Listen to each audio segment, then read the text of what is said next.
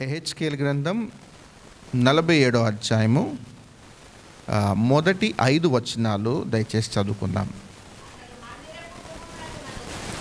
ఇక్కడ నది అనేది మనకు కనిపిస్తూ ఉంటుంది. అలాగే ఇక్కడ కొలతలు అనేవి మనకు కనిపిస్తూ ఉంటాయి. ఇక్కడ లోతు అనేది కనిపిస్తూ ఉంటుంది. ఈ మూడింటినితో ఒక్కొక్క రోజు ఒక్కొక్క ఆత్మీయ పాఠంగా మనం చెప్పుకోవచ్చు. ప్రవహించే నది, రెండవది కొలతలు అనేది మనం చూసుకోవచ్చు, మూడవది లోతు అనేది కూడా మనం చూసుకోవచ్చు.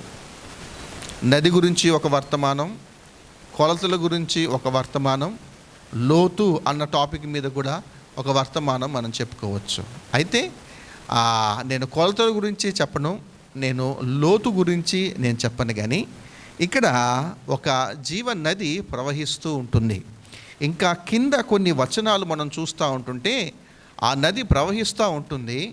ఆ నది ఎంత మంచి నది అని అంటే, అది ఎక్కడికైతే ప్రవహిస్తూ ఉంటుందో అది మంచి నీరు అంట.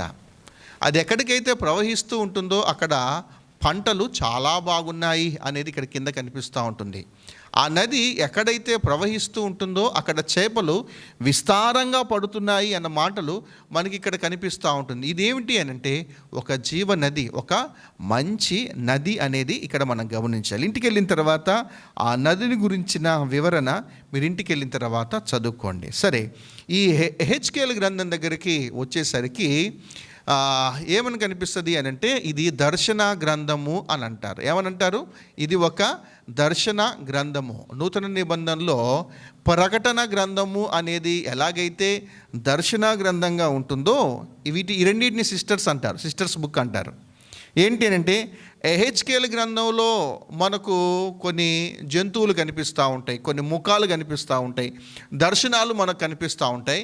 అలానే ప్రకటన గ్రంథంలో కూడా ఎద్దు వలె, లేకపోతే 4 జీవులు అన్న మాటలు ఎలాగైతే దర్శనాలు కనిపిస్తూ ఉన్నాయో, ప్రకటన గ్రంథంలో కూడా మనకు ఇలా దర్శనాలు కనిపిస్తూ ఉంటాయి. కనుక యెహెజ్కేలు గ్రంథాన్ని అలాగే ప్రకటన గ్రంథాన్ని మనం ఏమంటాము అనంటే దర్శన గ్రంథాలు అనేది మనం చూస్తూ ఉంటాం.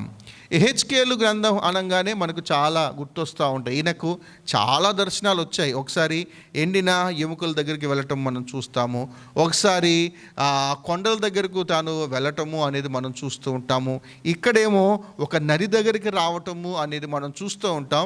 ఈయన కూడా చాలా ఏం చూశాడు అనంటే చాలా దర్శనాలు చూడటము అనేది జరిగింది. ఇక్కడికి వచ్చేసరికి ఎవరో ఇతన్ని నడిపిస్తూ ఉన్నారు. యెహెజ్కేలు చూస్తూ ఉన్నాడు. ఎవరో ఒక వ్యక్తి ఇతన్ని ప్రకటన గ్రంథంలో యోహాను గారిని ఒక వ్యక్తి ఎలాగైతే నడిపించుకుంటూ ప్రతీది చూపించుకుంటూ తాను వెళ్తూ ఉన్నాడో, ఈ యెహెజ్కేలు గ్రంథంలో కూడా ఒక వ్యక్తి ఏం చేశాడు అని అంటే, యెహెజ్కేలుని చేపట్టుకొని తీసుకొని వెళ్ళిపోయి ప్రతి స్థలంలో అతనితో మాట్లాడుతూ ఆ దర్శనాలు చూపిస్తూ వాటి వివరణ ఇవ్వటము అనేది మనము ఈ గ్రంథాలలో మనం చూస్తూ ఉంటాం. చాలా ప్రత్యేకమైన కార్యాలు అన్నీ మనకు ఈ దర్శన గ్రంథంలో, ఈ యెహెజ్కేలు గ్రంథంలో మనకు కనిపిస్తూ ఉంటాయి. ఇది మనం గమనించాలి. అయితే ఇవాళ నేనేం చెప్పదలుచుకుంటూ ఉన్నాను అనంటే, ఇక్కడ ఈ వచనాలలో దేవునికి ప్రత్యేకమైన కార్యాలు అనేవి మనం ఇక్కడ చూస్తూ ఉంటాం. ఏమిటి అనంటే, ఇక్కడ నడిపించబడటం అన్న దగ్గర పరిశుద్ధాత్మ దేవుడు ఒక విశ్వాసిని ఎలా నడిపిస్తాడు అన్న ఆత్మీయ పాఠం మనం ఇక్కడ నేర్చుకోవాలి. పరిశుద్ధాత్మ దేవుడు ఒక విశ్వాసిని ఎలా నడిపించుకుంటూ వెళ్తూ ఉంటాడు అన్న ఒక ఆత్మీయ పాఠం అనేది ఇక్కడ మనకు కనిపిస్తూ ఉంటుంది. మళ్ళీ చెప్పున, ఒక వ్యక్తి ఈయన చేయి పట్టుకొని నడిపించబడటం అనే అనుభవం ఏమిటి అని అంటే, పరిశుద్ధాత్మ దేవుడు ఒక విశ్వాసిని ఎలా నడుచుకుంటూ తీసుకొని వెళ్తూ ఉన్నాడు. ఈ భాగం మనకు అర్థమైంది కదా. ఒక వ్యక్తి ఒక నది దగ్గరికి వచ్చాడంట. ఆయన ఆ మనుష్యుడు కొలనూలు చేత పట్టుకొని తూర్పు మార్గమున బయలువెళ్ళి 1000 మూరలు కొలచి అన్న మాట మనకు కనిపిస్తూ ఉంటుంది. ఇదేం చేస్తున్నాడు? యెహెజ్కేలు అక్కడ కనపడిన తర్వాత నెమ్మదిగా నదిలోనికి అతను వెళ్ళి 1000 మూరలు కొలిచాడంట. కొలిచిన తర్వాత ఇప్పుడు రా అన్నాడంట. దాని తర్వాత మళ్ళీ 1000 మూరలు ఆయన కొలవటం జరిగిందంట. ఇప్పుడు ముందుకు రా అన్నాడంట. దాని తర్వాత మళ్ళీ 1000 మూరలు కొలిచాడంట. ఇప్పుడు ఇంకొంచెం ముందుకు రా అన్నాడంట. మళ్ళీ ఇంకొక 1000 మూరలు కొలిచిన తర్వాత ఇప్పుడు ముందుకు రా అంటా ఉన్నాడనమాట. సో ఆ 4000 మూరలు ఈ నది నుండి అవతల ఒడ్డుకు చేరుకునేంత వరకు కూడా ఆయన ఎన్ని మూరలు లెక్క పెట్టాడు అని అంటే 4000 మూరలు ఆయన లెక్క పెట్టిన తర్వాత ప్రతి 1000 మూరల దగ్గర ఒక్కొక్క అనుభవం అనేది తాను చూసుకుంటూ వస్తూ ఉన్నాడు. ప్రతి లోతు దగ్గర ఒక శ్రేష్టమైన పాఠాన్ని మనం చూస్తూ ఉండొచ్చు. కనుక ఇవాళ చూద్దాం, పరిశుద్ధాత్మ దేవుడు ఎలాగూ తన ప్రజలను నడిపిస్తూ ఉంటాడు. ఒక విశ్వాసిని ఎన్ని రీతుల అనుభవాలతో అతడు నడిపిస్తూ ఉంటాడు అనేది మనం చూస్తూ ఉంటుంటాం కదా. మళ్ళీ చదువుదాం. మొదటి వచనం, నేను చూచుచూ ఉండగా మందిర గడప క్రింద నుండి నీళ్లు ఉబుకి తూర్పుగా పారుచూ ఉండెను అన్నమాట మనం చూస్తూ ఉంటాం. ఒక నది అన్న దగ్గర నదిని గురించి కొన్ని పాఠాలు మనం నేర్చుకుందాం. నది దేనికి సాదృశ్యంగా ఉంది చూడండి. 46వ కీర్తన 4వ వచనం మనం చూస్తే, ఒక నది కలదు, దాని కాలువలు దేవుని పట్టణమును సర్వోన్నతుని మందిరపు పరిశుద్ధ స్థలమును సంతోషపరచుచు ఉన్నది. చూసారా, ఒక నది కలదు. ఇక్కడ నది అనేది పారుతూ ఉంటుంది.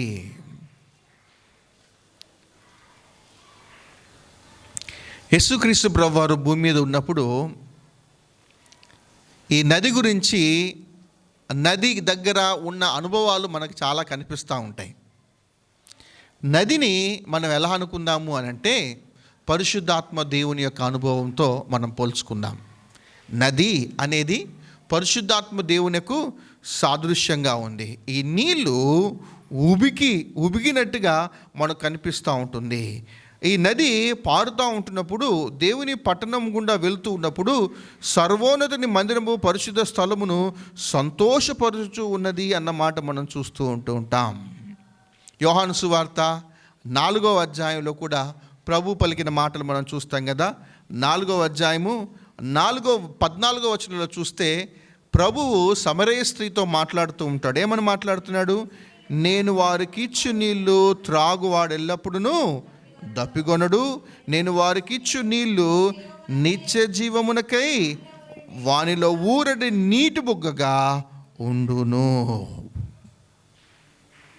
ఈ నీళ్ళ ప్రవాహము అనేది ఎలాగుంది అని అంటే, నిత్య జీవమునకే ఊరడి నీటి బుగ్గలాగా ఉంటుంది అనేది మనం చూస్తూ ఉంటాం. ఇది ఎప్పుడు ఊరుతూ ఉంటుంది, ఏం జరుగుతూ ఉంటుంది, అసలు ఈ నది ఏమిటి అనేది కొన్ని పాఠాలు మనం చూద్దాం. అలానే యోహాను సువార్త 7వ అధ్యాయము చూడండి. యోహాను సువార్త 7వ అధ్యాయము 37-38 వచనాలు చూస్తే, ఎవడైనను దప్పిగొనిన ఎడల నా యొద్దకు వచ్చి దప్పి తీర్చుకొనవలెను, నా యందు విశ్వాసముంచి వాడెవడో లేఖనము చెప్పినట్లు వాని కడుపులో నుండి జీవధార నదులు పారునని ఎలా చెప్పాడు? బిగ్గరగా చెప్పాను అన్నమాట ఉంది. బిగ్గరగా చెప్పాను. ఇప్పుడు మరొకసారి నాకు తెలిసి చూడండి, ఈ నది దేనికి సాదృశ్యంగా ఉంది? ఈ నది దేనికి సాదృశ్యంగా ఉంది అంటే, పరిశుద్ధాత్మ దేవునికి సాదృశ్యంగా ఉంది. ఇది ఉబుగుతూ ఉంది. ఇందులో నుండి ఏం జరుగుతుందంటే, జీవనదులు పారుతున్న అనుభవం గుండా మనం వెళ్తూ ఉంటాం. ఈ అనుభవాల గుండా ఆయన మనల్ని నడిపిస్తూ ఉన్నాడు. ఎప్పుడు ఆయన ఇదంతా చేస్తాడు అనంటే, మరొక మాట కూడా చూద్దాం. పరిశుద్ధాత్మ దేవుడు అనగానే ఈ మాట మనం ఖచ్చితంగా చూడాలి కదా. ఎఫ్ఎస్సీలకు రాసిన పత్రిక 1వ అధ్యాయం, ఎఫ్ఎస్సీలకు రాసిన పత్రిక 1వ అధ్యాయము 13వ వచనం చూడండి. మీరును సత్యవాక్యమును అనగా మీ రక్షణ సువార్తను విని క్రీస్తునందు విశ్వాసముంచి వాగ్దానము చేయబడిన ఆత్మచేత మీరు ముద్రించబడితిరి. చూడండి, ఎప్పుడు ఈ ఆత్మచేత మనం నడిపించబడతాము అనంటే, ఇదంతా మనం తెలుసుకోవాలి, దీని అంతటి మనం అర్థం చేసుకోవాలి కదా. ఆ పరిశుద్ధ ఆత్మచేత మనం ఎప్పుడు నడిపించబడతాం? ఆన్సర్ చెప్పండి దీనికి. దీని ఆన్సర్ ఏమిటి అనంటే ఏమిటి అనంటే మనం ఎప్పుడైతే సత్యవాక్యాన్ని వింటామో, ఎప్పుడైతే రక్షణ సువార్తను మనం వింటామో, ఎప్పుడైతే యేసు క్రీస్తునందు మనం విశ్వాసం ఉంచుతామో, ఎప్పుడైతే చూడండి ఈ అనుభవం ఉందా లేదా గమనించండి, మన పాపాలను మనం ఒప్పుకుంటాము. సువార్త విన్నాం, యేసు ప్రభు మీద మనం విశ్వాసం ఉంచాము, రక్షణ సువార్త అంటే ఏంటో మనకు తెలుసు. దేవుడు మానవుడిగా భూమి మీదకి వచ్చాడు. ఆ దేవుడు 33.5 సంవత్సరాలు జీవించాడు. ఆయన శిలువలో ప్రాణం పెట్టాడు. 3వ దినాన తిరిగి లేచాడు. ఆయన ఆరోహణమై పరలోకానికి వెళ్ళాడు. ఆయన మళ్ళీ తిరిగి వస్తాడు. ఈ రక్షణ సువార్తను గురించిన క్లారిటీ అనేది మనకుంది. కానీ పాప క్షమాపణ అనేది మనకు లేదు. మన నోటితో పాపాన్ని ఒప్పుకున్న పరిస్థితులు అనేది మనకు లేదు. కానీ ఒకటి గుర్తుపెట్టుకోండి, ఎప్పుడైతే మన నోటితో మనం చేసిన పాపాలను మనం ఎప్పుడైతే ఒప్పుకుంటామో, దీనినే నీటి బాప్తిస్మము అంటారు. దీనినే ఏమంటాము అంటే పరలోకంలో ఉన్న ఆదరణకర్త పరిశుద్ధాత్మ దేవుని చేత నడిపించబడటము అనేది అప్పుడు మన జీవితంలో స్టార్ట్ అవుతుంది. మనం ఇప్పుడు ఎవరి చేత మనం నడిపించబడుతున్నాం?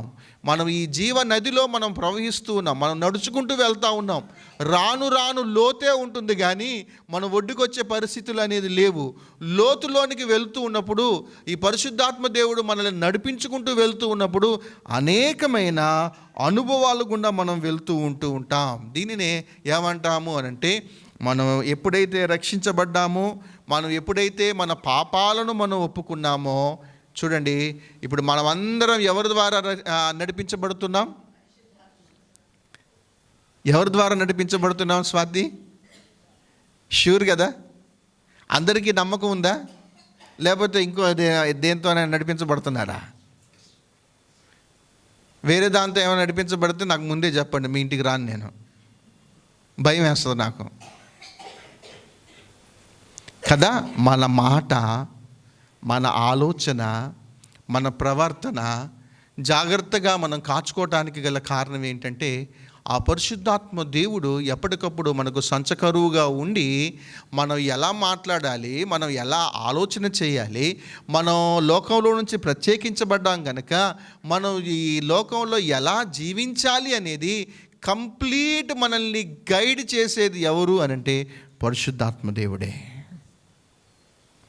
చూద్దాం ఆయన ఎలాంటి అనుభవాలు గుండా మనల్ని తీసుకొని వెళ్తూ ఉన్నాడో చూద్దాం. ఒక్కొక్క మెట్టు మనం చూద్దాం. మొదటి 47:1 చదివాం కదా, డైరెక్ట్గా 3వ వచనం దగ్గరకు వచ్చేసేయండి. ఏంటి అనుభవం అంటే, ఆ మనుష్యుడు కొలనూలు చేత పట్టుకొని తూర్పు మార్గమున బయలువెళ్ళి 1000 మూరలు కొలిచి ఆ నీళ్ళ గుండా నన్ను నడిపింపగా నీళ్లు చీలమండలంత లోతు ఉండెను. చీలమండలంతా లోతు ఉండెను. ఇది మొదటి అనుభవం. సువార్త విన్నాము, మన పాపాలను మనం ఒప్పుకున్నాము. పాపాలను ఒప్పుకున్న తర్వాత మనం రక్షించబడ్డాము. రక్షించబడినప్పుడు ఇప్పుడు మన జర్నీ అనేది స్టార్ట్ అయింది. కొంతమందికి 25 సంవత్సరాలు అయింది, కొంతమందికి 5 సంవత్సరాలు అయి ఉండొచ్చు, కొంతమందికి సంవత్సరమే అయి ఉండొచ్చు. కానీ ఈ ఆత్మీయమైన ప్రయాణము అనేది మనం నడుస్తూ ఉన్నాం. ఇప్పుడు ఈ నది గుండా మనం ప్రవహిస్తూ ఉన్నాం. చాలా లోతులు గుండా మనం వెళ్ళాల్సిన పరిస్థితి అనేది ఏర్పడుతూ ఉంది. మొట్టమొదటి అడుగు దగ్గరకు వచ్చేసరికి ఎక్కడి వరకు ఉంది అనంటే, చీలమండలము లోతు ఉండెను. చీలమండలము అంటే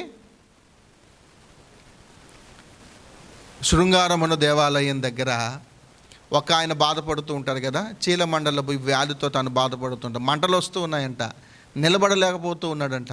అక్కడికి పేతురు యోహాన్లు వచ్చేసి ప్రార్థన చేసినప్పుడు అతడికి స్వస్థత అనేది జరగటం మనం చూస్తూ ఉంటాం. సో పాదాల వరకు ఏం జరిగింది అనంటే, ఆ పాదాల లోతున జస్ట్ అలా నదిలోకి అలా ఎంటర్ అయ్యాడు. కాళ్ళకి చక్కగా ఆ చల్లని ఆ జీవజలపు నీళ్లు అనేది ఆయన పాదాలకు అలా తగిలాయి. మన పాదాలు దేనికి సాదృశ్యము అనంటే, మన క్యారెక్టర్కి సాదృశ్యం, మన ప్రవర్తనకు సాదృశ్యం. ఒకని నడత, ఒకటి ప్రవర్తన. సో ఈ చీలమండలం అన్న దగ్గర, ఈ పాదాలు అన్న దగ్గర మనం ఏం వేసుకోవాలి అని అంటే, ఇది మన ప్రవర్తనకు సాదృశ్యంగా ఉంటుంది. ఆయన నమ్మిన పిల్లలు ప్రవర్తన విషయంలో ఎప్పుడైతే మనం ఫెయిల్ అయిపోతూ ఉంటామో, అంటే నమ్మకంగా ఉండకుండా రక్షించబడిన వ్యక్తులము మన క్యారెక్టర్ విషయంలో, మన అనుదిన జీవితంలో ఈ ప్రవర్తన విషయంలో లోపాలు అనేవి కనిపిస్తూ ఉన్నట్లయితే మనల్ని మనం పరిశీలనగా మనం చూసుకుంటూ ఉండాలి. బలలో వెళ్ళక ముందు కొన్ని వచనాలు చూద్దాం. చూడండి ఈ ప్రవర్తన గురించి ఎలాగుందో. సామెతలు 11వ అధ్యాయము, సామెతలు 11వ అధ్యాయము 20వ వచనం చూస్తే ఎలాగుంది? మూర్ఖ చిత్తులు యెహోవాకు హేయులు, యథార్థముగా ప్రవర్తించువారు ఆయనకు ఇష్టలు. క్యారెక్టర్ గురించి చెప్పతున్న మాటలు ఇవన్నీ. ఎవరు అంటే దేవునికి ఇష్టం ఉండదు? మూర్ఖ చిత్తులు అని అంటే దేవునికి హేయులు. మూర్ఖులు అంటే ఎవరు? నువ్వు ఎన్ని చెప్పు వాడు వినడు. నువ్వు గంట సేపు లెక్చర్ ఇవ్వి, నేను పట్టుకున్న కుందేలుకు 3 కాళ్ళు. నువ్వు 100 చెప్పు, 1,00,000 చెప్పు, నువ్వు చెప్పేది తప్పే. ఇలాంటి మూర్ఖ చిత్తులు అనంటే యెహోవాకు హేయులు. ఎవరంటే దేవునికి ఇష్టము? యథార్థంగా ప్రవర్తించువారు అనంటే దేవునికి బాగా ఇష్టం. ఇందాక ఆరాధన వర్తమానంలో చూసాంగా, యథార్థంగా ప్రవర్తించే వాళ్ళను దేవుడు చూస్తూ ఉంటాడు. యథార్థంగా ఉండే వాళ్ళను అంటే దేవునికి ఇష్టము. యథార్థవంతుల గుడారాలను దేవుడు దీవిస్తూ ఉంటాడు. కనుక మన ప్రవర్తన అనేది దేని మీద ఆధారపడి ఉంది అని అంటే, మనం యథార్థంగా ఉన్నామా లేదా అనేది మనం చూసుకోవాలి. రెండవది, ఇదే సామెతల గ్రంథం 16వ అధ్యాయము 7వ వచనం చూస్తే, ఒకని ప్రవర్తన యెహోవాకు ప్రీతికరమగునప్పుడు ఆయన వాని శత్రువులను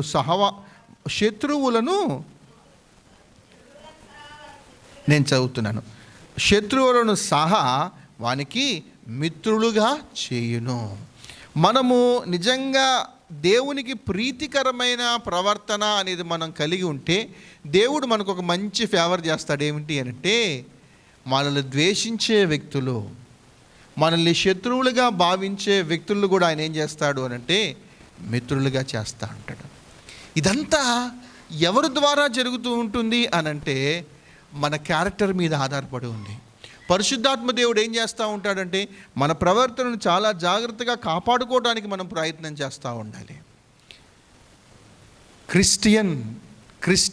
క్రైస్తవుడు ప్రవర్తన మీద తన సాక్ష్యము అనేది ఆధారపడి ఉంది. మందిరంలో ఒకలాగా, ఇంటిలో ఒకలాగా. మందిరంలో ఒకలాగా, మన ఉద్యోగం చేసే దగ్గర ఒకలాగా ఉంటే దేవుడు ప్రతీదీ మనల్ని చూస్తూ ఉన్నాడు. సో మన క్యారెక్టర్ని మనం చాలా జాగ్రత్తగా కాపాడుకుంటూ ఉండాలి. అలాగే కీర్తనలు 26 మొదటి చరణం చూస్తే యెహోవా అన్న మాట ఉంది. నేను యథార్థవంతుడనై ప్రవర్తించుచూ ఉన్నాను. ఎంత చక్కగా అంటున్నాడు కీర్తనకారుడు. దేవునికి ఏది ఇష్టమో అది ఇష్టం. ఆయన తప్పు చేసినప్పుడు తప్పులు ఒప్పుకున్నాడు ఖచ్చితంగా. అందుకనే ధైర్యంగా చక్కగా తను ఏం చెప్తున్నాడంటే, యెహోవా నేను యథార్థవంతుడనే నేను ప్రవర్తించుచూ ఉన్నాను. మన పిల్లలకు క్యారెక్టర్ అనేది నేర్పించాలి. మన యవనస్తులు మంచి క్యారెక్టర్ కలిగి ఉండాలి. క్యారెక్టర్ అనేది స్కూల్ డేస్లో కానీ, క్యారెక్టర్ అనేది కాలేజ్ డేస్లలో కానీ మనం పోగొట్టుకుంటే మనకు చాలా ఇబ్బంది. మన పిల్లల ఉద్యోగాల దగ్గర కానీ, వివాహాల దగ్గర కానీ ఎక్కడైనా కొంచెం డిలే అవ్వడానికి గల కారణం ఎందుకు అవుతుందో తెలుసా? ప్రవర్తన.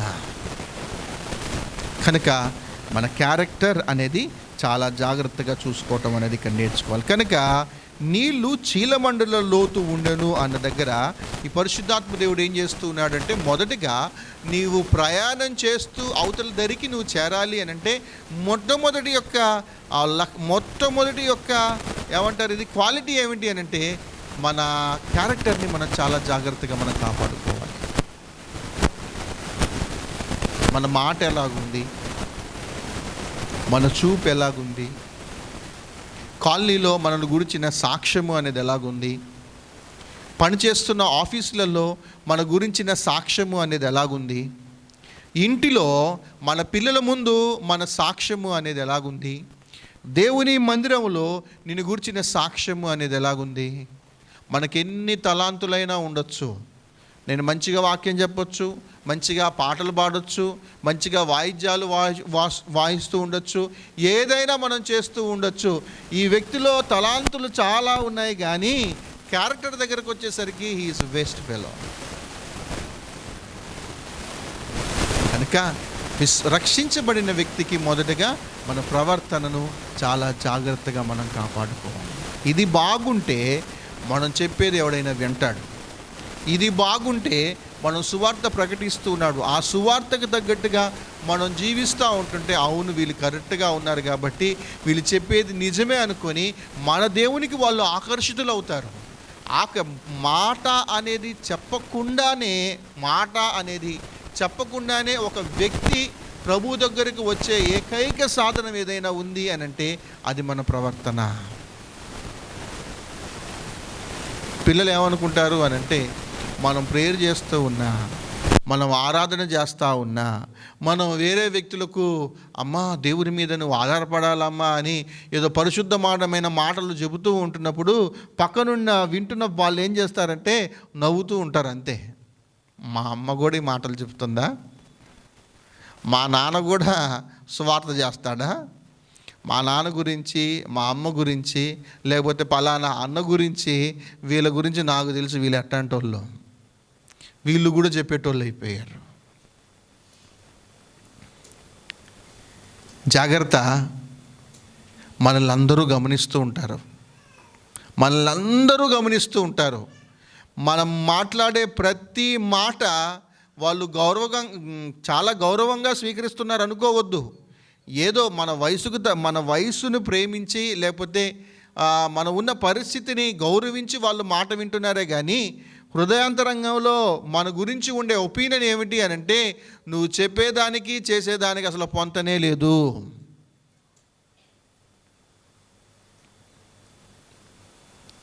మన క్యారెక్టర్ ఇతరులను బాధ పెట్టే విధంగా ఉండకూడదు. మన క్యారెక్టర్ ఇతరులను నొప్పించే విధంగా ఉండకూడదు. మన క్యారెక్టర్ ఇతరులను బాగా ఏడిపించే విధంగా ఉండకూడదు. మన క్యారెక్టర్ అనేది ఒక వ్యక్తిని దేవునికి దూరంగా చేసే విధంగా మన ప్రవర్తన ఎప్పుడూ ఉండకూడదు. రీజన్ ఏంటి అని అంటే మనం సంపూర్ణం కాదు కాబట్టి మనలో శరీరం అనేది వస్తూ ఉంటుంది. కానీ పరిశుద్ధాత్మ దేవుడు ఏం చేస్తూ ఉంటాడు అని అంటే త్వరగా మనల్ని ఏం చేస్తాడు అంటే రికన్సిలియేట్ చేసేస్తూ ఉంటాడు. వెంటనే నువ్వు మాట్లాడేది తప్పు, నువ్వు చేస్తున్న డీలింగ్ అనేది చాలా తప్పు, నువ్వు ఇలాగ ఉండకూడదు, మంచి ప్రవర్తన గలవాడివై ఉంటే అప్పుడు ఎవడైనా నీ మాట వింటాడు. సో చీలమండలము అన్న దగ్గర మనం ఏం ఆలోచన చేయాలంటే మన ప్రవర్తన ఎలాగుంది అనేది మనం ఆలోచన చేద్దాం. మన యథార్థమైన ప్రవర్తన దేవునికి ఇష్టం ఉండే విధంగా మనం జీవిస్తూ ఉండాలి. రెండవది ఎక్కడికి వెళ్తూ ఉన్నాడు చూడండి, 47:4 ఆయన మరి 1000 మూరలు కొలిచి నీళ్ళ గుండా నన్ను నడిపింపగా నీళ్లు మోకాళ్ళ లోతు ఉండెను. మోకాళ్ళు అనేది ప్రార్థనకు సూచనగా ఉన్నాయి. పాదాలు ప్రవర్తనకు సాదృశ్యంగా ఉన్నాయి. మోకాళ్ళు అనేవి దేనికి సాదృశ్యంగా ఉన్నాయి అని అంటే ప్రార్థనకు సాదృశ్యంగా ఉన్నాయి. ఇవాళ ప్రార్థనలు చాలా విచిత్రంగా ఉంటూ ఉంటాయి కదా. మోకరిల్లి ప్రార్థన చేసే వాళ్ళు చాలా తక్కువ. కూర్చొని ప్రార్థన చేస్తాం, పడుకొని ప్రార్థన చేస్తాం, రాత్రిపూట అలసిపోతే బోర్ల బొక్కలు పడి ఇక నా వల్ల కాదు ప్రభువా చాలా అలసిపోయాను అనుకొని ఇలా అర్థం బోర్ల బొక్కలు పడి మనం ప్రార్థన చేసుకుంటూ ఉంటాం. భక్తిలో చాలా చేంజెస్ అనేది వస్తూ ఉన్నాయి. ఒకప్పుడు నిజంగా నేను కూడా ఒప్పుకుంటాను, మోకాళ్ళ అనుభవం వలనే వాళ్ళ ప్రవర్తన అనేది ఆధారపడి ఉంది. ఒక ఒక ఒక ఏమంటారు, ఒక కొటేషన్ ఎవరో అంటే నేను రాసుకున్నాను. ఏమిటి అని అంటే, మోకాళ్ళు నలుపెక్కితే మొఖాలు తెలుపెక్కుతాయంట. మోకాళ్ళు నలుపెక్కితే మొఖాలు తెలుపెక్కుతాయి. నేను అనుకుంటున్నాను, దేవుడు నాకు ఇచ్చిన పనిష్మెంట్ ఏమో ఈ మోకాలు అరగటం. చిన్నప్పటి నుండి చర్చిలోనే ఉన్నాను కానీ ఎన్నడూ కింద కూర్చోలే, ఎప్పుడు నేను మోకరలే. చిన్నప్పటి నుంచి ఆ ఇన్స్ట్రుమెంట్స్ దగ్గరే కూర్చొనేటోని, అక్కడే కుర్చీలో కూర్చొని వింటా ఉండేటోని, ప్రేయర్ అప్పుడు అక్కడే కూర్చొని వింటాం. అలాగా నా లైఫ్ మొత్తం కుర్చీలో కూర్చొని వింటమే సరిపోయింది. ఒకానొక రోజు కాలేజీలో దేవుడు మంచి పనిష్మెంట్ ఇచ్చాడు. కసికసిగా క్రికెట్ ఆడుతూ ఉన్నాను, పరుగెట్టుకుంటూ వెళ్ళాను. ఒక గోతులో కాలు అలా పడింది, ఇలా ట్విస్ట్ అయిపోయింది. అప్పటి నుండి నా రైట్ లెగ్ సరిగా లేదు, దానికి బలం లేదు, సరిగా బలం లేదు కాబట్టి నడవటం అనేది ఆపేశాను. అది రాను వీక్ అయిపోయింది. కట్ చేసి చూస్తే 15 సంవత్సరాల తర్వాత డాక్టర్ దగ్గరికి వెళ్ళి చూస్తే, ఇంత చిన్న వయసులో అరిగిపోయింది ఏం బాబా అన్నాడు ఆయన. సరే, ఈ సోదంతొద్దు కానీ ఇక్కడికి వచ్చేద్దాం. ఏమిటి అని అంటే, మోకాళ్ళ లోతు ఉండెను అన్న దగ్గర మనం ఏం ఆలోచన చేయాలంటే, ఇది ప్రార్థనకు సాదృశ్యంగా ఉంది. బైబిల్లో గ్రంథంలో చాలామంది మనకు కనిపిస్తూ ఉంటారు కదా. దానియేలు దేవునకు ముమ్మారు మోకాళ్ళుని ప్రార్థన చేయిచూ ఉండేను అన్నమాట మనం చూస్తాం. అపోస్తుల కార్యాలు 9వ అధ్యాయము 40వ వచనం కూడా రాసుకోండి. అపోస్తుల కార్యాలు వచనాలు మాత్రమే చెప్తాను, రాసుకోండి. ఇందాక దానియేలు దగ్గర దానియేలు 6:10. ఇప్పుడు అపోస్తుల కార్యాలు 9వ అధ్యాయము 40వ వచనం దగ్గర చూస్తే, తబిత చనిపోయింది కదా. తబిత చనిపోయినప్పుడు పేతురు గారు ఆమె దగ్గరికి వెళ్ళి ఎలా ప్రార్థన చేశాడు అని అంటే, మోకాళ్ళుని ప్రార్థన చేసినప్పుడు ఆమెలోకి మళ్ళీ తిరిగి జీవము అనేది వచ్చింది. సో దానియేలు ప్రార్థన చేశాడు మోకరిల్లి, పేతురు మోకరిల్లి ప్రార్థన చేశాడు. ఇది చదవండి, అపోస్తుల కార్యాలు 7వ అధ్యాయము. అపోస్తుల కార్యముల గ్రంథం 7వ అధ్యాయము 60వ వచనం చూడండి. 60వ వచనం 60. అతడు మోకాళ్ళుని, ప్రభువా వారి మీద ఈ పాపము మోపకుమని గొప్ప శబ్దముతో పలికెను. ఎవరైనా? స్టెఫెను. ఏం జరుగుతుంది? మోకరిల్లి వారి మీద ఈ పాపము మోయకుము అని ఎలాంటి పరిస్థితుల్లో మోకరిల్లి ఆయన ప్రార్థన చేస్తున్నాడు? ఆ పొజిషన్లో మనం ఉంటే బండబూతులు తిట్టేటోళ్ళం. మనం రాయి తగులుతూ ఉంటుంటే మన నోట్లో నుంచి బూతులే వస్తూ ఉంటాయేమో. కానీ స్టెఫెను గురించి ఆలోచన చేయండి. మొట్టమొదటి ఆదిమ సంఘంలో మొట్టమొదటి హతసాక్షి ఈయన దేవుని గురించిన మాటలు చెబుతూ ఉంటున్నప్పుడు అక్కడ పౌలు ఉన్నాడు, అలానే కొంతమంది వ్యక్తులందరూ ఉన్నారు. వాళ్ళు ఏం చేశారు అని అంటే, వీడు ఒక కొత్త మతాన్ని తీసుకొని వచ్చాడు, ఒక కొత్త పద్ధతిని తీసుకొని వస్తున్నాడు అనుకొని అందరూ రాళ్ళు రువ్వి ఆయనను చంపుతూ ఉంటున్నప్పుడు ఏం జరిగింది అని అంటే, అతడు మోకరిల్లి, దేవా వారి మీద ఈ పాపము మోపకము అని ప్రార్థన చేయించు ఉండెను. స్టెఫెను మోకరిల్లినట్టుగా మనకు కనిపిస్తూ ఉంటుంది.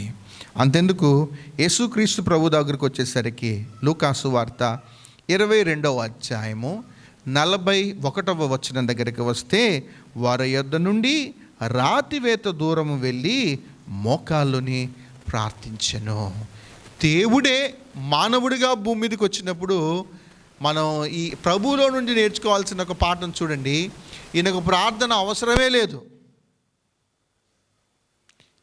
కానీ ఒక మానవుడిగా ఒక రక్త మాంసాలు ధరించుకొని భూమి మీదకి రావటం ద్వారా సమస్త మానవాళికి ఆయన ఒక మంచి రోల్ మోడల్, ఒక మాదిరిగా ఉంచుతున్నాడు. ఏమిటి అని అంటే, మానవులమైన మనము దేవునికి మనం ప్రార్థన చేయాల్సిందే. మనము దేవునికి ప్రార్థన చేసేటప్పుడు మన భంగిమ అనేది ఎలాగుండాలి అని అంటే, మోకరిల్లి మనం ప్రార్థన చేయాలి. అంటే ఇప్పుడు కాళ్ళు పాడైపోయిన వాళ్ళ గురించి అనట్లేదు నేను. ఈ మాటను జ్ఞాపకం చేసుకొని బాబు ఇలా చెప్పాడు, నేను ఇక మోకరిల్లి చేయాల్సిందే అని అనవసరంగా మీ కాళ్ళను పాడు చేసుకోకండి. వయసులో ఉన్నప్పుడే, బలము ఉన్నప్పుడే మనం ఏం చేయాలి అంటే, ఇవి బాగుంటే గనక మనం చేయాల్సిన పని ఏమిటి అని అంటే మోకరిల్లి ప్రార్థన చేయటం. ఆయనే ప్రతిరోజు వేకువజామున అరణ్యంలోకి వెళ్ళటం, వేకువజామున ఆయన కొండల వైపు వెళ్ళిపోవటం, ఆయన ఆ రాళ్ళ దగ్గరికి రాతి వేతంతో దూరం వెళ్ళిపోయి ఆయన ఏం చేస్తూ ఉన్నాడు అని అంటే మోకరిల్లి ప్రార్థన చేయొచ్చు. నేను ఆయన మినిస్ట్రీ స్టార్టింగ్ మోకరిల్లి ప్రార్థన, ఆయన మినిస్ట్రీ ఎండింగ్ కూడా గెత్సెమనే వనంలో మోకరిల్లి ఆయన ప్రార్థన చేయటము అనేది చేస్తూ ఉన్నాడు. నేను అనుకుంటూ ఉన్నాను, పరలోకంలో కూడా వచింపసఖ్యం కానీ మూలుగులతో ఆయన ఉన్నాడు కదా, కుడిపార్శాన ఆయన కూర్చొనే ఉన్నాడు అన్నట్టు అనిపిస్తుంది. కానీ ఆయనకు ఒకటే అలవాటు ఏమిటి అంటే మోకరిల్లి ప్రార్థన చేయటం. పరిశీలన చేసుకుందాం. మోకరిల్లి ప్రార్థన చేయక ఎన్ని రోజులైంది?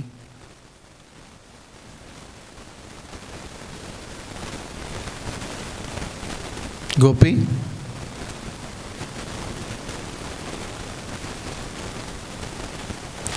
మోకరిల్లి ప్రార్థన చేయక ఎన్ని రోజులైంది? పరిశుద్ధాత్మ చేత మనం నడిపించబడుతూ ఉంటున్నప్పుడు మన ప్రవర్తన అనేది చాలా మనం ఎప్పుడు జాగ్రత్తగా మనం కాపాడుకుంటాము అని అంటే ప్రార్థన అనేది ఉన్నప్పుడే మనం కాపాడుకుంటాం. ఎంత ప్రార్థనలో మనం ఉంటామో అంత మనం పాపానికి మనం దూరంగా ఉంటాం.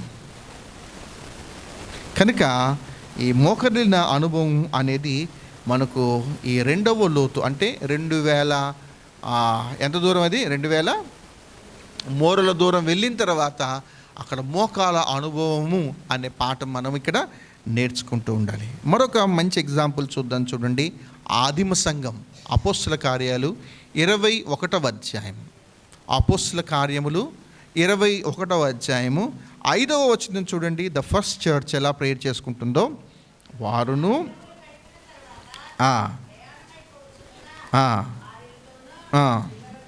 భార్యలతోనూ పిల్లలతోనూ వారందరూ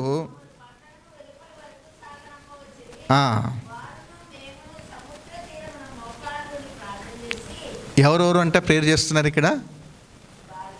వారును మేమును. వారు ఎవరు అనంటే భార్యను పిల్లలను, ఒక ఫ్యామిలీ.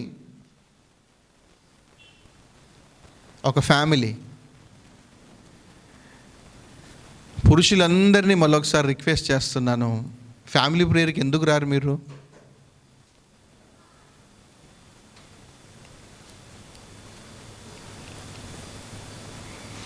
అందరూ స్త్రీలే. మన గూగుల్ మీట్లో ఫ్యామిలీ ప్రేయర్లో ఎవరు ఉంటారు అని అంటే అందరూ స్త్రీలే, ఒక రత్నం అంకుల్ తప్పితే. బంజర్ నుంచి నెహెమ్యా, అప్పుడప్పుడు లివింగ్స్టన్.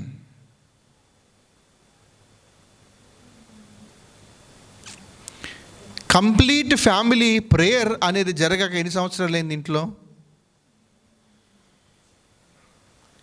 భర్త, భార్య, పిల్లలు మోకరిల్లి, ఒక ఇంటిలో మోకరిల్లి, దేవా ఈరోజు నాకు టిఫిన్ పెట్టావు, దేవా ఈరోజు మధ్యాహ్నం నాకు భోజనం పెట్టావు, దేవా ఈరోజు రాత్రి నాకు మళ్ళీ భోజనం పెట్టావు, దేవా మా పిల్లలు పొద్దుటెప్పుడో స్కూల్కి వెళ్ళారు, క్షేమంగా వాళ్ళు తిరిగి వచ్చారు, ఇవాళ న్యూస్ చూశాను ఏదో బస్సు పడిపోయిందంట, అందులో 20 మంది పిల్లలు చనిపోయారంట, నా పిల్లలు మాత్రం క్షేమంగా ఉన్నారు. దేవా ఎవరో చిన్న వయసులోనే గుండె పోటు వచ్చేసి చనిపోయాడంట, కానీ మనం భర్త ఉంటాడు, భార్య ఉంటుంది, పిల్లలు అక్కడే ఉంటారు, మనం అందరి చేతులలో ఫోన్లు ఉంటాయి, కానీ మోకరిల్లి ప్రార్థన చేసుకో, మన దేవునికి కృతజ్ఞత చెల్లించాం.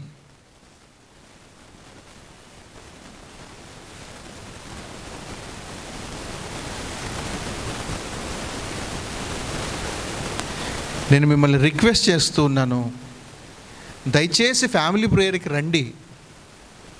5 సంవత్సరాలు అయిపోయింది, ఇంతవరకు మీరు ఫ్యామిలీ ప్రేయర్కి రాలేదు. ఒక కుటుంబ యజమానిగా మీరు ఫెయిల్ అయిపోయారు అంతే. ఒక సంఘ నాయకులుగా ఖచ్చితంగా మేము కూడా ఫెయిల్ అయిపోయాం. అరే, ఒక పురుషుణ్ణి ఫ్యామిలీ ప్రేయర్లో ఇప్పుడు 5 సంవత్సరాల నుంచి ప్రయత్నం చేస్తున్నా కూడా ఒక పురుషుడు ఫ్యామిలీ ప్రేయర్లోకి రాలేకపోతున్నాడు అని అంటే ఈ ఫెయిల్యూర్ ఎవరిది? చాలా బాధ అనిపిస్తుంది. ఒక నాయకుడిగా అయ్యగారు కానీ లేకపోతే మా కుటుంబం మేము కానీ ఆలోచన చేస్తూ ఉంటాం, మనం ఒక నాయకుడిగా మనం ఫెయిల్ అయిపోయామే. 5 సంవత్సరాల నుండి ఒక కుటుంబ యజమానిని కుటుంబ ప్రార్థనలో మనం నిలబెట్టకపోతే ఒక కుటుంబ నాయకుడిగా మీరు మీ కుటుంబాన్ని ఎలా నడిపించగలరు?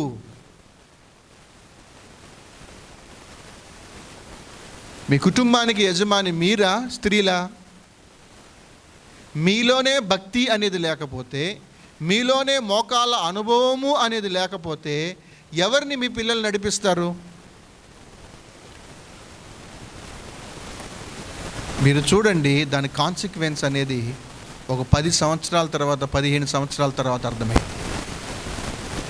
ఇంటిలో దైవభక్తి అనేది లేకపోతే, ఇంటిలో వాక్యము అనేది బోధించకుండా, ఇంటిలో ప్రార్థన అనేది లేకుండా పిల్లల్ని పెంచుకుంటూ మీరు వెళ్తే దాని యొక్క పర్యవస్థానం అనేది ఎంత తీవ్రంగా ఉంటుందో మీకు తెలియదు. ఇప్పుడు ఆల్రెడీ కొంతమంది అనుభవిస్తూనే ఉన్నారు, ఆల్రెడీ కొంతమంది బాధపడుతూనే ఉన్నారు.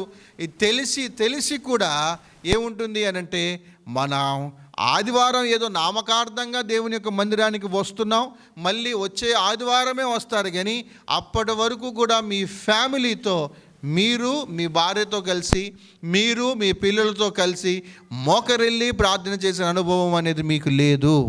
You are a complete failure. మీరు ఓడిపోయారు కుటుంబ పరంగా.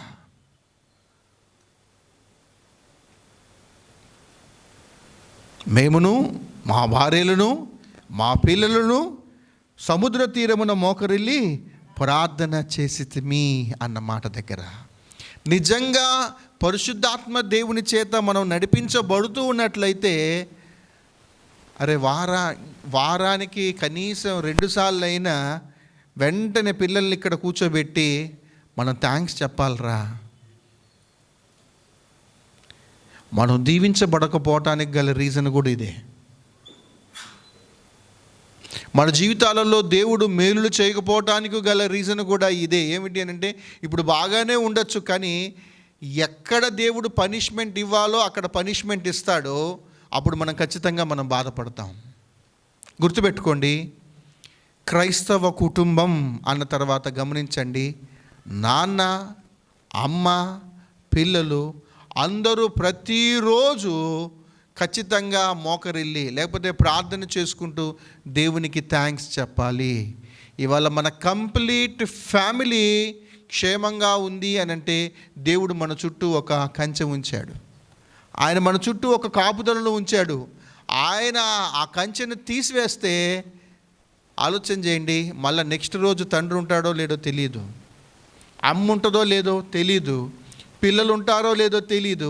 ఒకసారి ఆలోచన చేయండి, ఒక కుటుంబంలో ఒక వ్యక్తి మిస్ అయిపోతే ఆ బాధ ఎలా ఉంటుంది?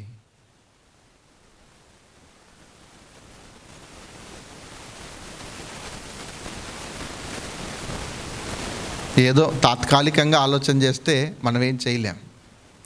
కానీ మళ్ళీ చెప్తున్నాను, మందిరానికి వచ్చినప్పుడు మనం ఎలా రావాలని చెప్పాను ఆరాధన వర్తమానంలో, దేవా నీవు నాతో మాట్లాడు. మేము ఇక్కడికి ఎందుకు వచ్చాము అని అంటే, నీవు మాట్లాడితే మేము వినటానికి వచ్చాం. మీ మాట విన్నప్పుడు మేము గడగడ వనకాలి. మేము ఈ మాటకు ఏం చెప్పాలి? విధేయత చూపించాలి. వాక్య ప్రకారం మనం జీవించడానికి మనం ప్రయత్నం చేయాలి. అందుకు మనం మందిరానికి వస్తున్నాం. కనుక మోకాళ్ళ లోతు ఉండెను అన్న దగ్గర ఆలోచన చేద్దాం. వ్యక్తిగతంగా లేకపోతే మన కుటుంబ పరంగా లేకపోతే మన సంఘం గురించి ఆలోచన చేసేటప్పుడు ప్రార్థన విషయంలో మనం ఎలాగున్నాం మనం పరిశీలన చేసుకోవాలి. నాకైతే దీని విషయంలో గిల్ట్ లేదు, ధైర్యంగా నేను చెప్పగలను. పొద్దుట 6 గంటలకు మేము యవనస్తులతో 6 గంటలకు ఒక 2 అధ్యాయులు బైబిల్ చదువుకుంటాం. వెంటనే నా కూతురిని, నా కొడుకుని, నేను, నా భార్య ఒక 5 minutes దేవునికి థ్యాంక్స్ చెప్తాం. Thank you lord for this day. రాత్రి గూగుల్ మీట్ అయిపోగానే లాస్ట్ విజ్ఞాపన ప్రార్థన దగ్గరికి వచ్చేసరికి మా పిల్లలు చదువుకుంటూ ఉన్నప్పుడు ఒరే ఎక్కడున్నారండి, విజ్ఞాపన ప్రార్థన జరుగుతుంది అన్నప్పుడు వాళ్ళు వచ్చి మోకరిల్లుతారు. వాళ్ళకు ఖచ్చితంగా తెలుసు చర్చిలో ఎవరెవరు బాగోలేదు, ఎవరెవరు గురించి ప్రార్థన చేయాలి అనేది. మీరు ఒకసారి ఇంటికి వెళ్ళిన తర్వాత మీ వార్లను అడగండి, మీ పిల్లల్ని అడగండి, ఒరే చర్చిలో ఎవరెవరికి బాగాలేదు లిస్ట్ చెప్పు అంటే ఏం చెప్తారు?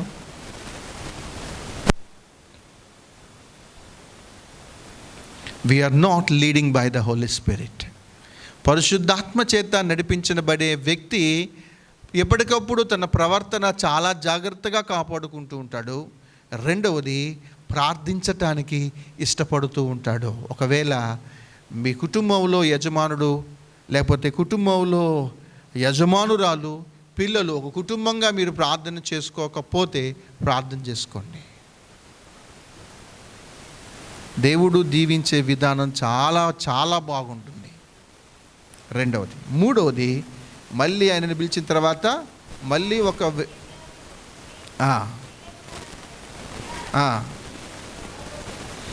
నీళ్ళు మొలలోతు ఉండేను. మొలలోతు అంటే మనకు తెలుసు కదా, ఎంత? నడుము భాగము, నడుము లోతు ఉంది. మొదటి రాజుల గ్రంథం 8వ అధ్యాయం. మొదటి రాజుల గ్రంథం 8వ అధ్యాయము 19వ వచనం చూస్తే ఒక ఆత్మీయ పాఠం ఉంది.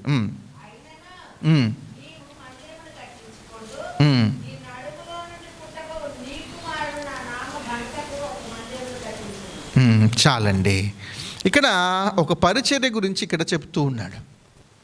నడుము అనేది ఇక్కడ ఆలోచన చేస్తూ ఉంటుంటే దేనికి సాదృశ్యంగా ఉంది అని అంటే, నీ నడుములో నుండి పుట్టబోవు నీ కుమారుడు. నడుము అన్న దగ్గర మరొక ఆత్మీయ పాఠం ఏమిటి అని అంటే, పిల్లలను కనటం. స్త్రీలు మాత్రమే కాదు కంటాం. రక్షించబడిన మనం ఇప్పుడు ఆ జీవ నది గుండా మనం నడుస్తూ ఉన్నాం. ప్రతి 1000 మూరలు దాటుతూ ఉన్నాం. మన ప్రవర్తన చాలా జాగ్రత్తగా కాపాడుకుంటూ ఉండాలి. మనము ప్రార్థన అన్న అనుభవం గుండా మనం వెళ్తూ ఉండాలి.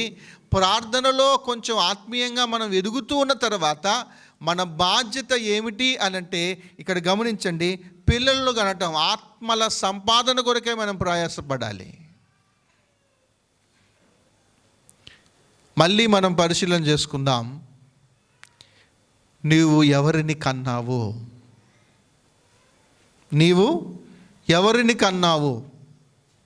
ఒక విశ్వాసిగా మందిరంలో ఉన్నావు.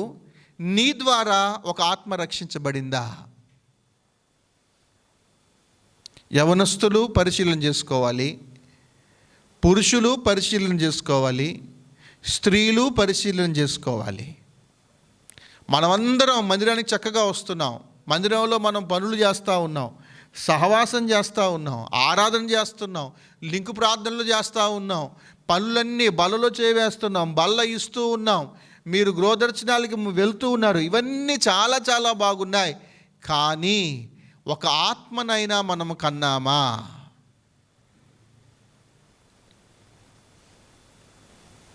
2025వ సంవత్సరంలో ఒక వ్యక్తిని ఎవరు తీసుకొచ్చారు మందిరానికి? అఖిల్, నీవు ఎప్పుడైనా నీ ద్వారా ఒక వ్యక్తి న్యూ బిలీవర్ ఎవరైనా చేర్చుకొచ్చాడా? 2025లో ఒకసారి మీరు చేతులు పైకెత్తండి. నా ద్వారా ఒక నూతన ఆత్మ మందిరానికి పరిచయం చేశాను అన్న వాళ్ళ చేతులు పైకెత్తండి.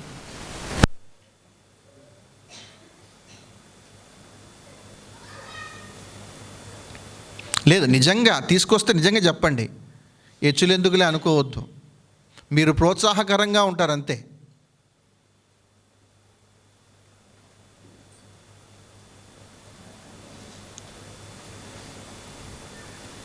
మనం జీవనదిలో కొట్టుకుపోతున్నాం అంతే, నడవట్లేదు. We are failures. ఇంతసేపు పురుషులు తిట్టుకుంటాం కదా, స్త్రీలు మనం భక్తి అనుకుంటున్నాం కదా, అన్ని సహవాసాలలో మనం ముందుంటాం కదా, టైంకి వచ్చేస్తాం, అసలు క్రమం తప్పకుండా మనం ఎంత దూరమైనా నడుచుకుంటూ వెళ్ళిపోతూ ఉంటాం, అసలు అక్కడ కూర్చొని అయిపోయేంత వరకు కూడా మంచిగా ఉంటాం, అద్భుతంగా కూడిక బాగా జరిగింది అనుకుంటూ మనం సంతోషపడుతూ ఉంటాం. ప్రోగ్రామ్ ఓరియంటెడ్ అంతే, కానీ గ్రోత్ అనేది కనిపిస్తుందా అంటే లేదు.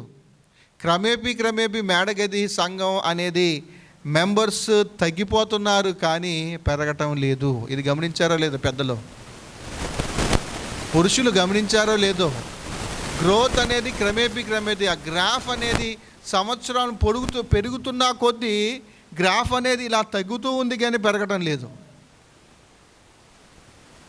మనం అనుకుంటున్నాం నేను చాలా భక్తిగా ఉన్నాను, నేను ఖచ్చితంగా అయ్యగారు చెప్పిన పని నేను చేస్తున్నాను, మేము చక్కగా పరిచర్యలో మేము చక్కగా సహకరిస్తూ ఉన్నాం, చర్చ్ అవ్వంగానే వచ్చేసి మేము మా పనులు మా వంతు మేము అన్నీ చేసుకుంటూ ఉన్నాం అన్న సంతృప్తిలోనే ఉన్నాం. కానీ వ్యక్తిగతంగా ఒక రక్షించబడిన వ్యక్తిగా నశించిపోతున్న ఆత్మల పట్ల భారము అనేది మనకు లేదు. పరిశీలన చేసుకోండి ఒకసారి. మన ద్వారా ఒక వ్యక్తి, నూతన వ్యక్తి సంఘంలోకి రావట్లేదు అని అంటే ఒకటే, మన ప్రవర్తన సరిగా లేదు,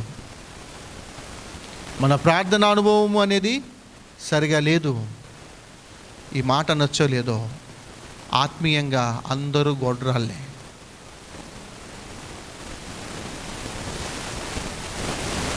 ఎవ్వరు పిల్లలు గంట మానేసరిగా అంతే. వచ్చిన కొత్తల్లో మంచి ఊపు ఉండేది, రక్షించబడిన కొత్తలలో అసలు ఎవరెవరికి సువార్త చెప్పాలా, ఎవరెవరు కొత్త ఆత్మలు వస్తారా, వాళ్ళకు ప్రభువును పరిచయం చేయాలి అన్న దాహం అనేది చాలా ఉండేది. కానీ క్రమేపీ ఏమైపోతుంది అని అంటే, చాలా నేను చేసిన పరిచయం చాలా ఎక్కువ చేసేసాను, చాలామంది మందిరాలు నా దగ్గరికి నేను తీసుకురాగలిగాను, ఇంకా చేయాల్సింది ఎవరు అంటే నా అనుకున్న వాళ్ళే, ఇక వీళ్ళు చేసుకుంటే సరిపోద్ది. మనం ఎలాగున్నామంటే, నా రిపోర్ట్ ఇంత బాగుంది, నీది లేదు, నువ్వు ఇప్పుడు ఎప్పటికైనా కష్టపడు అంటున్నాం కదా. మనలో ఉన్న దూలాన్ని మనం చూసుకోకుండా ఇతరుల్లో ఉన్న బలహీనతలు మనం చూసుకుంటూ ఉన్నాం. కానీ మనం ఒక ప్రశ్న వేసుకుందాం, మన ద్వారా ఒక నూతన ఆత్మ వస్తున్నాడా? మనకు పరిచయం ఉన్న వ్యక్తులు చాలామంది ఉంటారుగా, మన కొలీగ్సే ఉంటారుగా, మన దగ్గర పనిచేసే వ్యక్తులే ఉంటారు కదా, మన ఇంటికి పనిచేయడానికి వచ్చే వ్యక్తులు ఉంటారు కదా. ఎంతమంది ఉన్నారో వాళ్ళతో మనల్ని పనులు చేయించుకుంటాం, కానీ దేవుణ్ణి మనం పరిచయం చేయటం లేదు, అంటే మనం కనటం లేదు.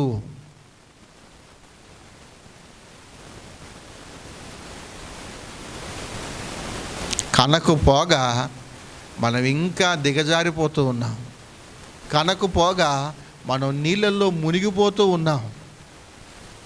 ఒక్కొక్కరు వాళ్ళ యొక్క ప్రవర్తన అనేది చూస్తూ ఉంటున్నప్పుడు దేవుడికి ఇవ్వాల్సిన ప్రయారిటీస్, దేవునికి ఇవ్వాల్సిన ఘనత దగ్గరకు వచ్చేసరికి ఏ ఒక్కరూ దేవుణ్ణి మహిమపరచట్లేదు.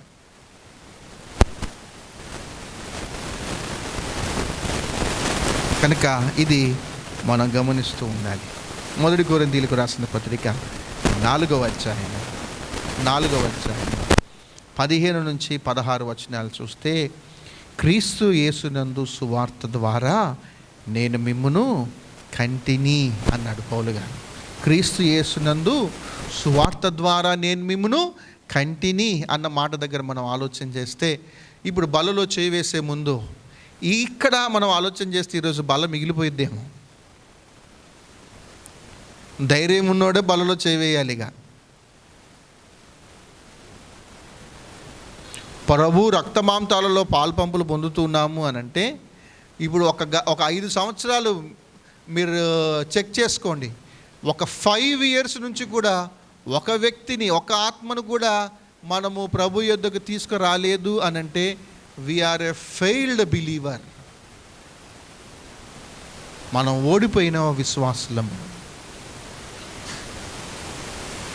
పౌలు గారు సమస్తాన్ని విడిచిపెట్టి, సమస్తాన్ని పెంటతో నష్టంగా ఎంచుకొని ఆయన ఏం చేశాడంటే పిల్లల్ని కనటము అనేది తాను నేర్చుకుంటూ ఉన్నాడు. ఇది మీకు పాఠమే, ఇది నాకు కూడా పాఠమే. కనుక నడుము లేకపోతే నడుమునొక దట్టి అనేది ఇవి చూస్తూ ఉంటున్నప్పుడు ఇవన్నీ దేనికి సాదృశ్యంగా ఉన్నాయంటే పరిచర్యకు సాదృశ్యంగా ఉన్నాయి. యేసు ప్రభు శిష్యుల పాదాలు నడుముకు దట్టి కట్టుకొని ఆయన శిష్యుల పాదాలు కడిగినట్టుగా మనం చూస్తూ ఉంటాం. పరిచర్యకు సాదృశ్యము, ఆత్మల సంపాదనకే సాదృశ్యము. కనుక ఆలోచన చేయండి, చదువు వచ్చిన వాళ్ళే చేయాలని కాదు, బాగా వాక్యం తెలిసిన వాళ్ళు మాత్రమే చేశారని కాదు. అసలు మనం ఒక సామాన్యమైన వ్యక్తులంగా ఉండి మనం వాక్యం అర్థం చేసుకునే స్థాయిలో మనం ఉండి దేవుడు మంచోడండి అని చెప్పగలిగిన భాష మనకు వస్తే చాలు. ఆ భారము అనేది మనలో ఉంటే, ఆ భారం అనేది మనలో ఉంటే మన ద్వారా ఎంతమంది ప్రభు యొద్దకు వస్తారో. భారం అనేది మనకు లేదు. చివరి లోతు దగ్గరికి మనం వెళ్ళిపోతాం.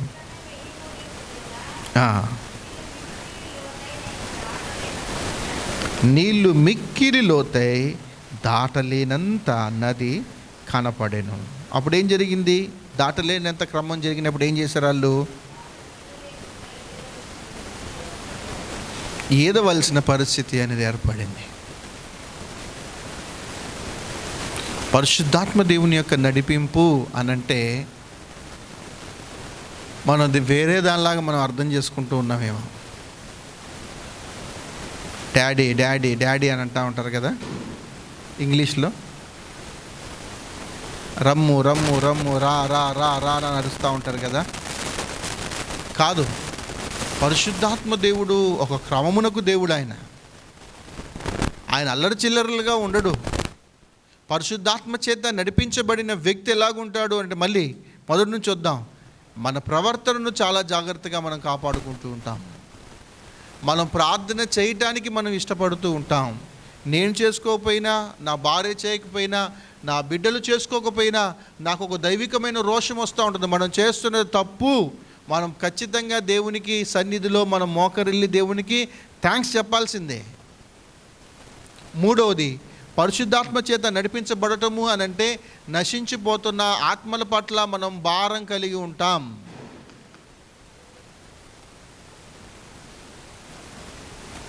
మందిరాలలో ఇలాంటివి కనపడుతూ ఉన్నాయి.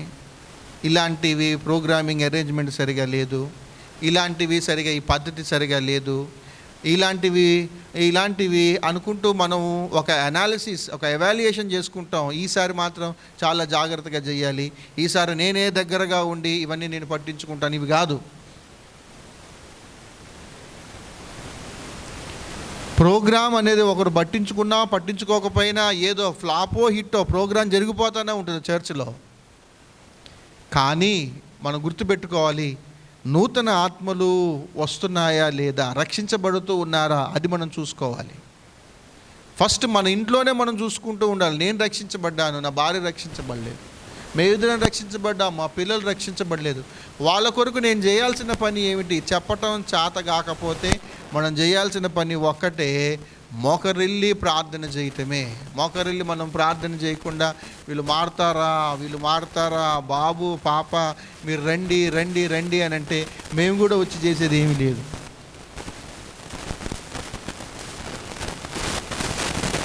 చివరిది, ఆత్మచేత నడిపించబడటము అనంటే మనము కొన్నిసార్లు వెళ్ళిన తర్వాత మిక్కిలి లోతై ఉండటం ద్వారా దాటలేనంత నది నాకు కనపడెను. అప్పుడు ఏం జరిగింది అనంటే వాళ్ళు ఈదవలసిన పరిస్థితి అనేది ఏర్పడింది.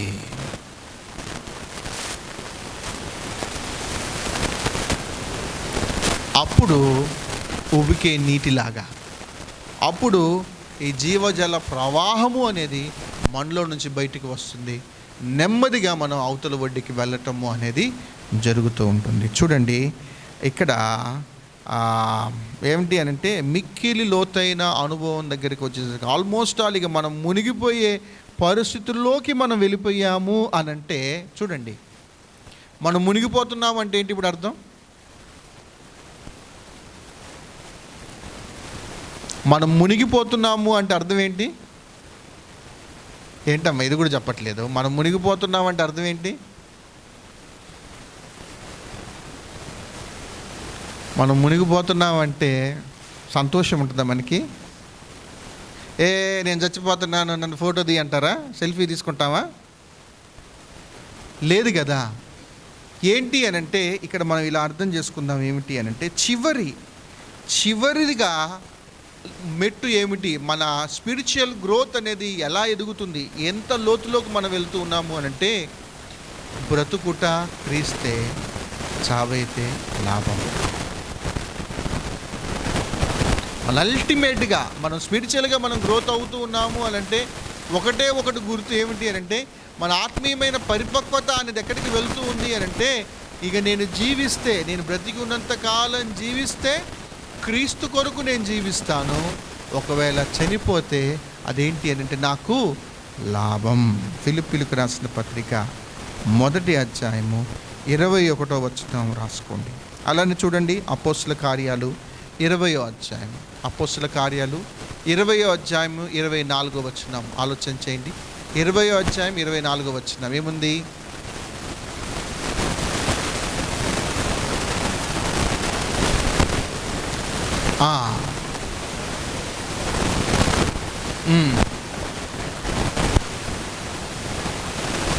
దేవుని కృపాసువార్తను ప్రకటించటం కొరకు పౌలు గారు తీసుకున్న నిర్ణయం ఏమిటి అని అంటే, అది ప్రకటించటం కొరకు నా ప్రాణమును నేను ఎంత మాత్రమును ప్రియమైనదిగా నేను ఎంచుకోవటం లేదు. ఈ స్టేజ్లోకి మనం వస్తున్నామా? మనకి వాక్యం చదువుకోవడానికే బద్ధకం. మనకు రోజుకు ఒకసారి మోకరిల్లి ప్రార్థన చేసుకోవటానికే బద్ధకం. తినేటప్పుడు ఒక్కటి మనం కాస్త ప్రార్థన చేస్తాం. అది కూడా ఎట్లా చేస్తామంటే, అసలు ఫాస్ట్ ఫార్వర్డ్ 16లో పెట్టుకోవాలి. ఇక అంతే, ఇట్లా కళ్ళు మూసి కళ్ళు తెరిచిలో ప్రార్థన అయిపోద్ది. అంత ఫాస్ట్గా చేసుకుంటాం. ఇంక బ్రతుకుటకి ఇస్తే చావైతే మేలు అన్న అనుభవం మనకి ఆడుంటుంది.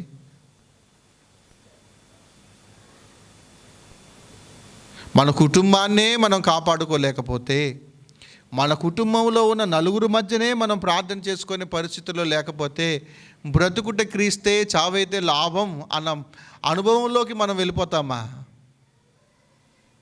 కృపాసు వార్తను ప్రకటించటం కొరకు ఆయన ఏం చేస్తున్నాడు అంటే, నా ప్రాణమును నేను ప్రియమైనదిగా నేను ఎంచుకున్నట లేదు అని అంటున్నాడు. చనిపోవడానికే నేను ఇష్టమే. ఏం జరగాలి అంటే, నా ద్వారా సువార్త వ్యాపకము అనేది జరగాలి. అంతే కదా. మన భక్తి అనేది దేని కొరకు? మనం యేసుక్రీస్తు ప్రభువాన్ని సొంత రక్షకుడిగా అంగీకరించింది దేని కొరకు? మనం పరలోకానికి వెళ్ళటానికే. అఫ్కోర్స్ మనం ఇప్పుడు ఉన్న జీవితంలాగా ఇలా ఉంటే మనం ఖచ్చితంగా పరలోకానికి వెళ్తాం, అది కన్ఫర్మ్డ్ టికెట్. కానీ మనం సంఘంలోకి చేర్చబడిన తర్వాత అసలు మనం చేస్తున్న పనులేమిటి? పని చేయకుండా ఎవరికైనా జీతం వస్తుందా? మన ఇంట్లో ఇల్లు ఉడిచే ఆమెని, మన ఇంట్లో అంట్లు రుద్దే ఆమెని, మన ఇంట్లో బట్టలు ఉతికే ఆమెని తీసుకొని వచ్చిన తర్వాత 30 రోజులు ఇట్లా కూర్చో అమ్మ, ఇవేం పని చేయమాకని చెప్పి చివరి రోజున ఆమె ఒక 4,000 5,000 ఇచ్చి పంపించేస్తారా? మనం కూడా అంతే. దేవుని సన్నిధిలోకి వస్తున్నాం, మనం ఎలాగున్నామంటే మనం ఏ పని చేయట్లేదు. కూర్చుంటున్నాం, వింటున్నాం, మనం వెళ్ళిపోతూ ఉన్నాం. ఆత్మల పట్ల భారం అనేది మనకు లేదు. మన కుటుంబాన్ని గురించిన భారము అనేది మనకు లేదు. సహవాస కూడికల విషయంలో ఒక సీరియస్నెస్ అనేది మనకు లేదు.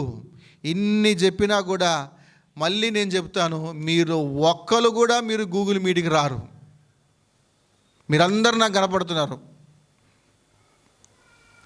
దేవుడు మీతో ఏమైనా మాట్లాడితే, మీరేమైనా ఒప్పించబడితే, నిజంగా నలిగిన అనుభవం గుండా మీరు వెళితే, పరిశుద్ధాత్మ చేత మీరు నడిపించబడిన అనుభవం గంట మీరు గినక వెళితే, ఇది మీకు ఛాలెంజ్.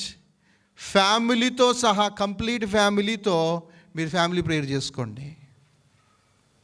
మళ్ళీ చెప్తున్నాను, మీరు రారు. రెండోసారి చెప్పనా? మీరు రారు. మూడోసారి చెప్పనా, మీరు రారు. ఎందుకు ఇంత కరాఖండిగా చెప్తున్నానో తెలుసా? 5 సంవత్సరాల నుంచి మొత్తుకుంటానే ఉన్నాం, దేవుని మాట విషయంలో మీకు విధేయత లేదు, మీరు రారు. వస్తారా? కనీసం ఇప్పుడైనా నిర్ణయం తీసుకోవాలి, దేవుడు నాతో మాట్లాడుతున్నాడు అన్న ఒక డెసిషన్ మేకింగ్లోకి అయినా మనం వస్తామా? ఇప్పుడు ఆలోచన చేయండి, మన హృదయాలు ఎలాగున్నాయి? రాళ్ళలాగున్నాయి కదా. మెత్తన చేయబడదు మన హృదయం. అందుకనే మనం అందరం ఎవరు అంటే ఒక నామకార్థమైన విశ్వాసులం, నామకార్థమైన క్రైస్తవులం. దేవుని కృపచేత మనం బ్రతుకుతున్నాం. ఆయన మన కుటుంబాన్ని కాపాడుతున్నాడు, ఆయన మనల్ని పోషిస్తున్నాడు, అంతే. అలానే చచ్చిపోతాం, రేపు పరలోకం ఖచ్చితంగా వెళ్తాం. ఆడికి వెళ్ళిన తర్వాత ఆయన ముఖాన్ని చూసి ఏడుస్తాం, అంతే. ఆయన ఇచ్చే ఈవులను మనం అనుభవిస్తూ ఉంటున్నప్పుడు ఎందుకులే ప్రవ్వా నేనేం చేశాను అని మనం సిగ్గుపడతాం, అంతే.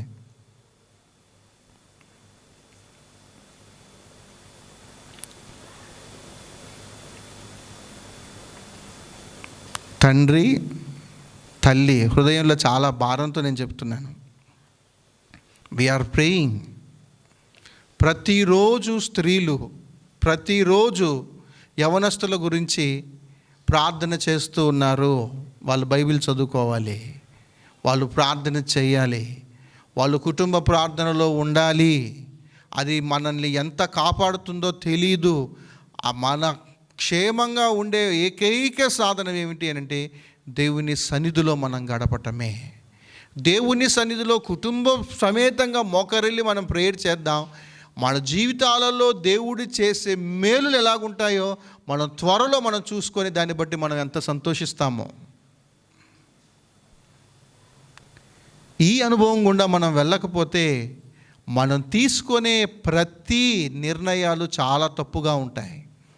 మన స్వచిత్తంతో మనం వెళుతూ ఉంటాం, కానీ దేవుని చిత్తము అనేది మనకు అర్థం కాదు. మనం చేసే ప్రతి ప్రయత్నం ఫెయిల్యూర్ గుండానే వెళ్తుంది, మనం సక్సెస్ కాలేము.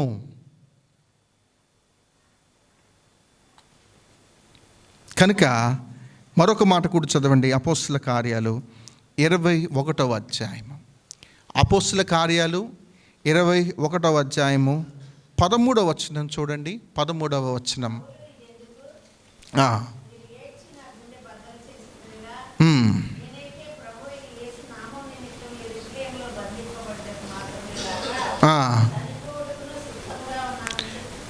ఆయనకి థ్రెట్స్ వస్తూ ఉన్నాయి పౌలు గారికి. వీళ్ళందరూ ఏడుస్తూ ఉన్నారు, అయ్యా వద్దయ్యా, వద్దయ్యా, ప్లీజ్ అయ్యా మీరు వెళ్ళొద్దయ్యా అంటుంటే పౌలు గారు అక్కడ ఉన్న సంఘ సభ్యులను అడుగుతున్నారు, ఎందుకు ఏడుస్తున్నారమ్మా మీరు, ఎందుకు ఏడుస్తున్నారు? మీరు ఏడుస్తే మాత్రం నేను ఆగిపోతానా? ఎమోషన్స్ వద్దు, సెంటిమెంటల్ వద్దు. దేవుడు నన్ను ఎందుకు పిలిచాడో నాకు క్లారిటీగా ఉంది. నేను యెరూషలేం వెళ్ళాల్సిందే, అక్కడ సువార్త ప్రకటించాల్సిందే. ఒకవేళ వాళ్ళు నన్ను చంపేస్తారా, నేను చనిపోవటానికి కూడా సిద్ధంగా ఉన్నాను. కమిట్మెంట్. పాదాలు ప్రవర్తనకు సాదృశ్యం, మోకాళ్ళ లోతు ప్రార్థనకు సాదృశ్యం, మొలలోతు నశించిపోతున్న ఆత్మల పట్ల భారానికి సాదృశ్యం, పూర్తిగా మునిగిపోయే అనుభవం దగ్గర బ్రతుకుట క్రీస్తే, చావైతే లాభం. మన కమిట్మెంట్ ఎలాగుందో మనం ఆలోచన చేద్దాం. మన చాలామంది ఒక పాట పెట్టుకున్నారు కదా, క్రైమ్ స్టెయిన్స్ గురించిన ఒక పాట పెట్టుకున్నారు కదా. ఏం పాట? మధుర మధుర సేవ అన్న స్టేటస్లు అందరూ పెట్టుకున్నారు. వాళ్ళకి ఏం అవసరం? ఎక్కడో ఆస్ట్రేలియాలో ఉండాల్సిన ఆయన ఒరిస్సా వచ్చి పక్షవాయువుల మధ్య పరిచర్య చేస్తూ ఉంటుంటే అది వాళ్ళు జీర్ణించుకోలేకపోయారు. ఆయన చేసిన పని ఏముంది? మంచి పని. అరే మేమైనా కుష్ఠరోగులు పట్టుకోలేకపోతున్నాం, ఈయనెవరో తెల్ల ఆయన వచ్చేసి ఆయన భార్య, ఆయన పిల్లలు వాళ్ళందరికీ దగ్గరుండి కట్లు కడుతున్నారు, మంచి పరిచర్య చేస్తున్నారు అని ఆలోచన చేయకుండా ఎలాగున్నారు మనుషులు అని అంటే ఆయన 2 కుమారుల్ని జీపులో పెట్టి కాల్చి చంపేశారు. వాళ్ళు చేసిన తప్పేంటి? కమిట్మెంట్ అంటే అది.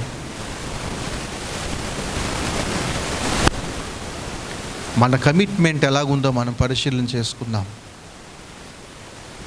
మన రెస్పాన్సిబిలిటీస్ అనేవి మనం సంఘంలో నిలబడి కొన్ని బాధ్యతలు మనం చేస్తున్నాము అని అంటే జస్ట్ ఒక డ్యూటీ ఓరియంటెడ్. నేను సండే స్కూల్ టీచర్, ఇవాళ నాకు చెప్పమన్నారు కాబట్టి చెప్తున్నాను. నాకు ఇవాళ వాక్యం చెప్పమన్నారు కాబట్టి నేను చెప్తూ ఉన్నాను. నన్ను ఇవాళ వాళ్ళు వెళ్ళమన్నారు కాబట్టి నేను వెళ్తూ ఉన్నాను. ఎవరూ లేరు కాబట్టి నేను వెళ్ళి బల్ల పంచాలి, ఇది కాదు మన పని. ఆత్మచేత నడిపించబడుతున్న వ్యక్తి తన బ్రతుకు కాలమంతా క్రీస్తు మహిమ కొరకు జీవించటానికి ప్రయాసపడతాడు. చాలామంది అలా ప్రయాసపడకుండా వాళ్ళు చనిపోయారు. They are big failures. వాళ్ళు ఓడిపోయిన వ్యక్తులు. కానీ దేవుడు మన జీవాన్ని పొడిగిస్తూ ఉన్నాడు. మన జీవాన్ని పొడిగించడానికి గల కారణం, ఆయుష్ను మనకి ఇవ్వడానికి గల కారణం ఏంటంటే, ఇప్పటికైనా మీరు ప్రయత్నం చేయండి, మీరు ఆ పరిస్థితులలో నిలబడి దేవుని మహిమ కొరకు మనం పని చేయగలం.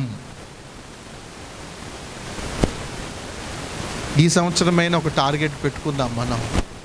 నా ద్వారా ఒక్క ఆత్మనైనా నేను రక్షించుకునే విధంగా నన్ను ఒక సాధనంగా మీరు చేయండి ప్రభువా. నేను ప్రవాహంలోకి అడుగేసాను, నేను మోకాళ్ళ లోతులోకి వెళ్తూ ఉన్నాను, నేను మొలలోతుకి వెళ్తూ ఉన్నాను, నేను ఇంకా ముందుకు వెళ్తున్నాను. మునిగిపోయే అనుభవం నాకొద్దు. నేను ఎలాగుండాలంటే బ్రతుకుట క్రీస్తే, చావైతే లాభం. మనల్ని మనం పరిశీలన చేసుకుంటూ ప్రభు బలలో మనం చేయవేద్దాం. దయచేసి కళ్ళు మూసుకోండి. మనల్ని మనం పరిశీలన చేసుకుంటూ ప్రభు బలలో మనం చేయవేద్దాం.